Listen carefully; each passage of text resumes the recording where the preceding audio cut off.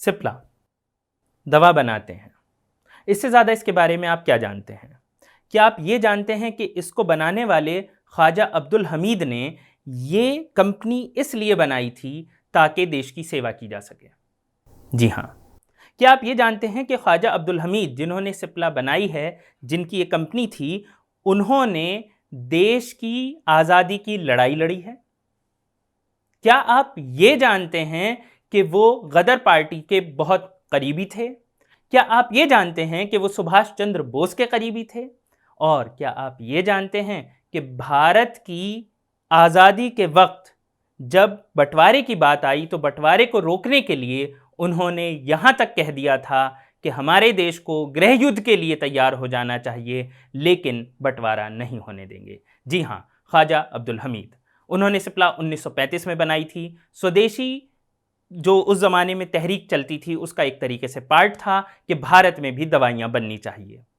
इससे पहले 1920 में उन्हें पुलिस एक बार इसलिए पकड़ चुकी थी कि उन्होंने इलाहाबाद यूनिवर्सिटी में अपने कॉन्वोकेशन का बॉयकॉट भी किया था और गवर्नर हारकोर्ट बटलर को काले झंडे दिखाए थे। उन्हें गिरफ्तार किया गया था। उसके बाद वो आ गए थे अलीगढ़। अलीगढ़ में उस टाइम एक मूवमेंट चल रहा था, नॉन कॉपरेशन मूवमेंट के तहत अलीगढ़ मुस्लिम यूनिवर्सिटी को बहुत सारे लड़कों ने बॉयकॉट कर दिया था। उनके लिए जामिया मिलिया इस्लामिया बनी, जो कि गांधी जी की देखरेख में बनाई गई थी। उस जामिया मिलिया इस्लामिया के पहले केमिस्ट्री के टीचर के तौर पर उन्होंने पढ़ाया। उनके पढ़ाए हुए कुछ लोग बाद में बड़ी बड़ी पोस्ट पर पहुंचे। उसके बाद वो जर्मनी गए। उस जमाने में जर्मनी, अगर आप गौर करें तो वहां पर भारत के नेशनलिस्ट पढ़ने जाया करते थे, जो वहीं पर अंग्रेजों के खिलाफ गतिविधियों में हिस्सा भी लेने लगते थे। अगर आप देखें तो आबिद हसन भी वहाँ पढ़ने गए थे, जो बाद में आपको सुभाष चंद्र बोस के साथ नज़र आते हैं। चट्टो वहाँ पर थे। उस टाइम पे सत्तार जब्बार वहाँ पर थे। बहुत चट्टोपाध्याय, सरोजिनी नायडू के भाई। तो अगर आप इन सब को देखेंगे तो आपको समझ में आएगा कि जर्मनी क्यों। जर्मनी में वो गए, वहाँ पर उन्होंने भारतीय क्रांतिकारियों से संबंध और ज़्यादा गाढ़े कर लिए। वहाँ से उन्होंने उनके वहाँ से आपको वृतांत मिलते हैं जिसमें कि उन्होंने लोगों के साथ किस तरीके से भारत की आज़ादी की लड़ाई के बारे में चर्चा करनी शुरू करी। अलग अलग तरीके से वो इसका साथ देते रहे। उसके बाद वो हिंदुस्तान वापस आए, गांधी जी से भी मिले, बाकी नेताओं से भी मिले। उनकी समझ में जो आया उस समझ के हिसाब से उन्होंने एक कंपनी खड़ी करी, भारत की अपनी कंपनी। जी हाँ, सिप्ला, जो दवाइयाँ बनाएगी। उसी दौरान 1937 में इलेक्शन हुआ। बड़ा ही मज़ेदार किस्सा है। 1937 के इलेक्शन में उनसे किसी ने कहा कि आप उस जगह से चुनाव लड़िए जहां पर जिन्ना का अपना घर है और मुस्लिम लीग के कैंडिडेट के खिलाफ लड़िए। अब इसमें मज़ेदार ये था कि ये बंबई के रहने वाले तो थे नहीं, ये तो यूपी के रहने वाले थे। कैसे चुनाव जीत सकते हैं? लेकिन ये खड़े हो गए। खुद जिन्ना इनके पास आए। जिन्ना ने हमीद साहब से कहा कि आप खड़े होकर क्या करेंगे, आपको तो कोई जानता नहीं है, आपको कोई वोट क्यों देगा? तो हंसकर हमीद साहब ने कहा कि जब मुझे कोई वोट नहीं देगा तो आप इतने परेशान क्यों हैं, आए ही क्यों? खैर, चुनाव हुआ। बूथ पर सबने देखा कि सब लोग जिन्ना की मुस्लिम लीग के बूथ की तरफ जा रहे थे, वहां पर नाश्ता पानी कर रहे थे।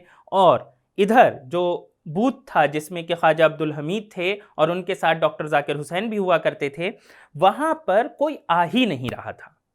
लेकिन जब रिजल्ट डिक्लेयर हुआ तो पता चला कि लोगों ने चाय नाश्ता तो मुस्लिम लीग का किया, लेकिन वोट मुस्लिम लीग के खिलाफ ख्वाजा अब्दुल हमीद को दिया। ख्वाजा अब्दुल हमीद असेंबली पहुंचे। खैर, उसके बाद जो एक सबसे इंपॉर्टेंट चीज होती है वो होती है कि भारत के बंटवारे की बात शुरू होने लगती है। कांग्रेस भारत के बंटवारे पर मान जाती है। ख्वाजा अब्दुल हमीद का दिल टूट जाता है। वो एक खत लिखते हैं उस टाइम के सबसे बड़े नेता महात्मा गांधी को, जिसमें वो सीधा इल्जाम कांग्रेस पर लगाते हैं कि कांग्रेस अगर चाहती तो एक प्लान बना सकती थी, उसने कभी कोई प्लान सामने रखा ही नहीं है। कांग्रेस को यह चाहिए कि एक प्लान बनाकर दें अंग्रेज सरकार को भी और मुस्लिम लीग को भी, और कहें कि आपको इसे मानना होगा। और अगर मुस्लिम लीग उसे मानने से इनकार करती है और बंटवारे पर अड़ी रहती है तो हमें इसके लिए तैयार रहना चाहिए कि हम मुस्लिम लीग के खिलाफ गृह युद्ध कर देंगे। उनका साफ कहना था कि जब बड़े मुल्क बनते हैं तो गृह युद्ध होते हैं। उन्होंने एग्जाम्पल दिया अब्राहम लिंकन का, उन्होंने और भी बहुत से एग्जाम्पल दिए, जर्मनी का। उन्होंने बहुत सारे एग्जाम्पल के तौर पर गांधी जी से ये कहा कि हमारे देश को इसके लिए तैयार रहना चाहिए कि अगर हमें गृह युद्ध करना पड़ता है तो हम गृह युद्ध के लिए तैयार हैं। मुस्लिम लीग की बात हम क्यों मानेंगे? जिन्ना के साथ हैं ही कितने लोग। हमीद साहब का साफ यह कहना था कि जिन्ना की जो थोड़ी बहुत औकात है वो इसलिए है क्योंकि बार बार गांधी और नेहरू उससे मिल रहे हैं, वरना मुसलमान तो इतने उसके साथ हैं ही नहीं कि आप उसे सीरियसली भी लें। गांधी जी ने उनकी नहीं सुनी। इसके बाद वो सरदार पटेल के पास गए। उन्हें उम्मीद थी कि सरदार पटेल उनकी बात सुन लेंगे। उन्होंने सरदार पटेल से कहा कि आप बाकी सब मान जाइए, लेकिन आप इस चीज पर तब तक कैसे मान सकते हैं जब तक कि प्लेबिसाइट ना हो, यानी कि जब तक भारत में इस चीज पर भारत के लोगों से वोटिंग ना कराई जाए कि वो हिंदुस्तान और पाकिस्तान का बंटवारा चाहते भी हैं कि नहीं।